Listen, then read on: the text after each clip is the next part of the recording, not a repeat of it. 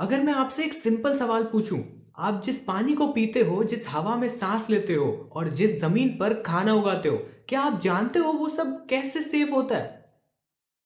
राजस्थान का पानी, हरियाणा की फार्मिंग, गुजरात का क्लाइमेट और दिल्ली के डेजर्टिफिकेशन को रोकना, ये सब अलग अलग चीजें नहीं है। ये सब एक ही नेचुरल सिस्टम से जुड़े हैं। उस सिस्टम का नाम है अरावली हिल्स। 3.5 बिलियन साल पुराने पहाड़, जब डायनासोर्स भी नहीं थे तब भी ये पहाड़ खड़े थे। और आज आज ये पहाड़ डेफिनेशन, माइनिंग और ग्रीड के बीच धीरे धीरे कट रहे हैं। डेफिनेशन का मतलब यहाँ ये है कि अरावली अब कौन सी पहाड़ियों को कहा जाएगा, उसके मायने बदल दिए जाते हैं, जिससे उस क्राइटेरिया में ना आने वाली पहाड़ियां एक माइनिंग और एक्सप्लॉइटेशन के डेंजर जोन में चली जाती है। और अगर अरावली गई तो ये सिर्फ पहाड़ों का इशू नहीं होगा, ये नॉर्थ और वेस्ट इंडिया के सर्वाइवल का इशू होगा।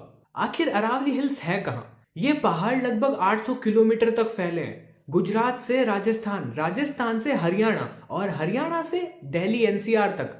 ये थार डेजर्ट की रेत को रोक के रखते हैं, ये मॉनसून के पानी को जमीन में एब्जॉर्ब करते हैं, ये ग्राउंड वाटर रिचार्ज करते हैं, ये डस्ट स्टॉर्म्स और एक्सट्रीम हीट को स्लो करते हैं। सिंपल शब्दों में बोलूं तो अरावली नॉर्थ और वेस्ट इंडिया का नेचुरल शील्ड है। अगर ये शील्ड टूट गया तो डैमेज सिर्फ एक शहर तक लिमिटेड नहीं रहेगा।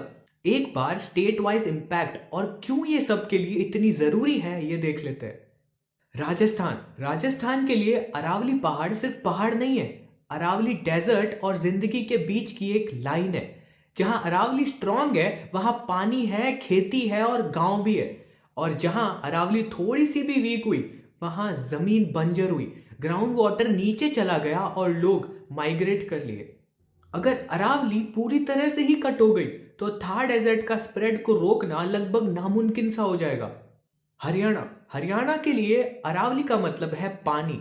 गुड़गांव, फरीदाबाद, नूह जैसे एरियाज में ग्राउंड वाटर 50 to 60% तक गिर चुका है ऑलरेडी। एक्सपर्ट्स कहते हैं जब अरावली को कट किया गया तो वाटर रिचार्ज ही बंद हो गया। आज बोरवेल गहरे होते जा रहे हैं पर पानी वापस नहीं आ रहा है। गुजरात, गुजरात में अरावली रेनफॉल और लोकल क्लाइमेट को रेगुलेट करते हैं। जब पहाड़ इंटैक्ट होते हैं तो बारिश बहुत प्रिडिक्टेबल हो जाती है। जब पहाड़ कट होते हैं तो कभी बाढ़ तो कभी सूखा। नेचर का बैलेंस पूरी तरह से डिस्टर्ब हो जाता है। दिल्ली एनसीआर, दिल्ली के लिए अरावली एक नेचुरल बैरियर की तरह काम करता है। ये डस्ट स्टॉर्म्स को रोकती है, पॉल्यूशन को स्लो करती है और हीट वेव्स के इम्पैक्ट को कम करती है। इसलिए लोग अरावली को दिल्ली के लंग्स भी बोलते हैं। बायोडाइवर्सिटी, जो खामोशी से इस पूरे सिस्टम को चला रही है। अरावली सिर्फ मिट्टी और पत्थर नहीं है, यहाँ लेपर्ड्स रहते हैं, स्ट्राइप्ड हाइनास रहती है, ब्लैक बक्स दौड़ते हैं, 200 से ज्यादा बर्ड स्पीसीज यहाँ डिपेंड करती है। और सिर्फ एनिमल्स नहीं, एलो और गिलोय जैसे मेडिकल प्लांट्स लोकल ट्राइब्स सदियों से यूज करती आ रही है। इसलिए लोकल्स अरावली को कहते हैं माँ अरावली। अरावली के साथ सिर्फ एनवायरमेंट नहीं, इंडिया की हिस्ट्री भी जुड़ी है। एंशियंट ट्रेड रूट्स यहीं से गुजरते थे, राजपूत फोर्ट्स यहीं खड़े हुए, जैन टेम्पल्स यहीं बने और सरिस्का जैसे एरियाज में 10,000 साल पुरानी केव आर्ट भी यहीं मिली है। गांव के एल्डर्स कहते हैं जब पहाड़ जिंदा थे गांव जिंदा थे, और अगर इन पहाड़ों को कुछ भी हुआ तो गांव भी नहीं रहेंगे। आखिर इसकी कोर्ट हिस्ट्री क्या रही है? 1990s में जब अरावली का डिस्ट्रक्शन एक्सट्रीम हो गया तो मैटर सुप्रीम कोर्ट तक पहुंच गया। 2002 से 2004 के बीच कोर्ट ने माइनिंग पर बहुत स्ट्रिक्ट बैन्स लगा दिए। रिपोर्ट्स आई कि सिर्फ हरियाणा हरियाणा से ही 27 पहाड़ गायब हो चुके हैं ताकि वहां से हाई वैल्यू मिनरल्स जैसे क्वार्ट्जाइट, लाइमस्टोन और सोपस्टोन लिए जा सकें। Construction material, cement production, road building और इंडस्ट्रियल यूज के लिए। 2018-2019 में जब एनसीआर का एयर पॉल्यूशन क्राइसिस हुआ तो कोर्ट ने फिर से अरावली पर फोकस किया।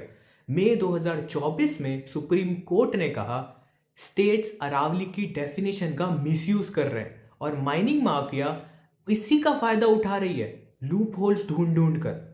2025 वाला जजमेंट सॉल्यूशन था या एक नया लूप होल? 20 नवंबर 2025 को सुप्रीम कोर्ट ने अरावली की यूनिफॉर्म डेफिनेशन अडॉप्ट कर ली।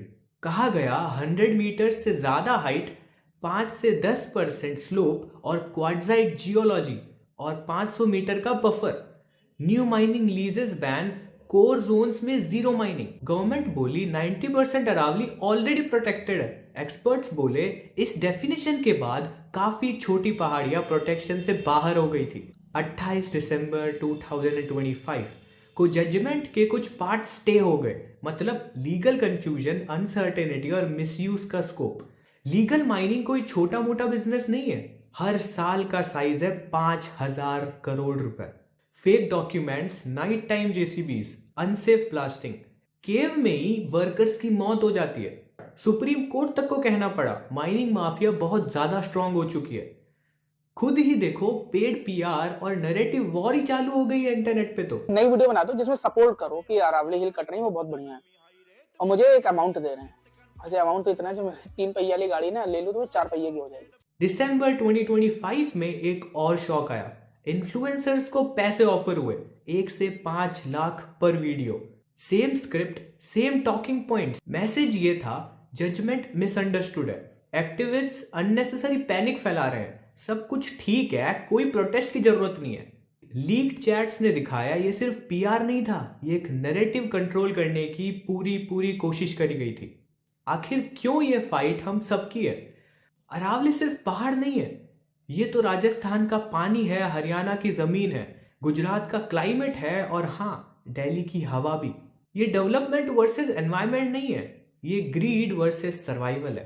अगर अरावली बची तो नेचर बैलेंस्ड रहेगा। अगर अरावली गई तो फ्यूचर जनरेशन सिर्फ फोटोज और वीडियोस में ही देख पाएगी एक 3.5 बिलियन साल पुराने इंसानों के सहारे को। मैं आपसे मिलता हूँ नेक्स्ट वीडियो में, तब तक के लिए पीस आउट।